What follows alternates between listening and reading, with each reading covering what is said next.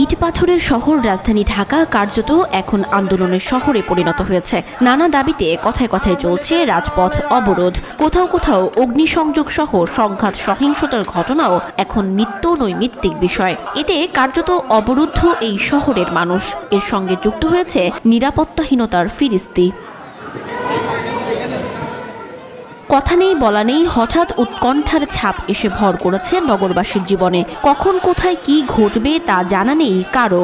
ছোটখাটো ঘটনা নিয়েই তৈরি হচ্ছে সংঘাত কিংবা সহিংসতা। দাবি আদায়ের মতো স্বাভাবিক বিষয় হয়ে উঠছে সহিংস। কোনোভাবেই অস্বাভাবিক এসব ঘটনার লাগাম টানা যাচ্ছে না, ফলে ভোগান্তির শেষ নেই কারো।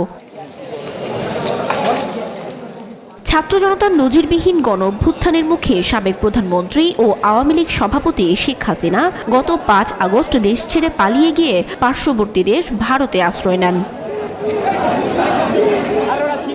গণতন্ত্রের ছদ্মাবরণে টানা স্বৈরতান্ত্রিক শাসন ব্যবস্থার অবসানের পর নতুন বাংলাদেশ বিনির্মাণের গুরু দায়িত্ব কাঁধে তুলে নেন শান্তিতে নোবেলজয়ী অর্থনীতিবিদ ডক্টর মোহাম্মদ ইউনূস।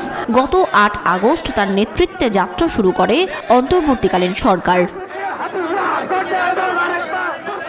একই সঙ্গে সূচিত হয় সাধারণ মানুষের পাহাড়সম প্রত্যাশাও। শান্তির পথে, উন্নয়নের পথে, গণতন্ত্রের পথের এই যাত্রায় মানুষ ফিরে পাবে ন্যায় বিচার, মানবাধিকার এবং সামাজিক মর্যাদা।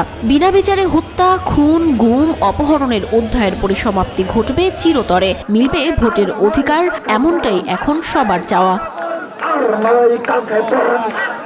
কিন্তু এই চাওয়ায় বাধা হয়ে দাঁড়িয়েছে নানা পক্ষ। ৫ আগস্টের পর যেন কোনোভাবেই স্থায়ীভাবে স্বাভাবিক অবস্থায় ফিরতে পারছে না রাজধানী ঢাকা।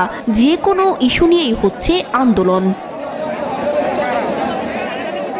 অনেকেই তাদের দাবি নিয়ে সচিবালয় এলাকা এবং মিন্টো রোডে প্রধান উপদেষ্টার বাসভবন যমুনার সামনে অবস্থান নেন। কখনো আনসার, কখনো প্যাডেল চালিত রিকশার চালক, কখনো ব্যাটারি চালিত রিকশা চালক, কখনো গার্মেন্টস শ্রমিক, কখনো শিক্ষক, চিকিৎসক, নার্স, কখনো সরকারি বেসরকারি পর্যায়ের চাকুরিজীবী, কখনো পল্লী বিদ্যুতের কর্মচারী, শিক্ষার্থী, নাট্যকর্মী সহ পেশাজীবী, আবার কখনো চাকুরিতে ৩৫ বয়স প্রত্যাশীরা রাস্তায় নেমে পড়েছেন। নানা দাবিকে ঘিরে কম বেশি প্রতিদিনই তৈরি হচ্ছে খণ্ড খণ্ড আন্দোলন। এর মধ্য দিয়ে রাজধানী ঢাকা যেন হয়ে উঠেছে দাবি আদায়ের আন্দোলনের শহর।